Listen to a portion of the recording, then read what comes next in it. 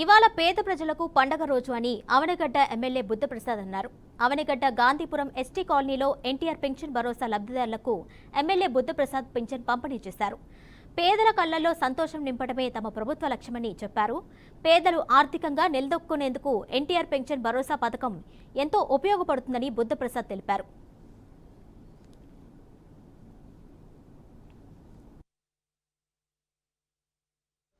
పేద ప్రజలందరికీ కూడా పండగ రోజు ఆంధ్రప్రదేశ్లో శ్రీ చంద్రబాబు గారి నాయకత్వాన కూటమి ప్రభుత్వం ఏర్పడిన తర్వాత వాగ్దానం చేసిన ప్రకారం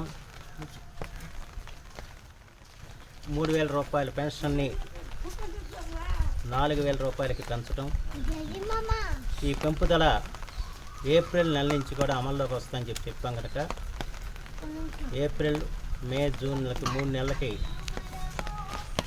1,000 రూపాయల చొప్పున ఈ నెల 4,000 మొత్తం 7,000 రూపాయలు ఈ రోజున పంపిణీ చేయటం జరుగుతుంది. అలాగే దివ్యాంగులకి 3,000 నుంచి 6,000 రూపాయలకి పెన్షన్ పెంచడం జరిగింది. అలాగే అనేక రకాల కిడ్నీ తదితర పక్షవాతం తదితర వ్యాధులతో మంచాన పడిన వారికి 15,000 రూపాయలు వాళ్ళ పెన్షన్ ఇవ్వడం జరుగుతుంది. గతంలో 200 రూపాయల పెన్షన్ని ఆనాడు చంద్రబాబు నాయుడు గారు ముఖ్యమంత్రిగా 2,000 రూపాయలు ఒకసారిగా చేయటం జరిగింది. అప్పుడు కానీ మళ్ళీ తిరిగి అధికారంలోకి వస్తే 3,000 చేస్తామని చెప్పారు.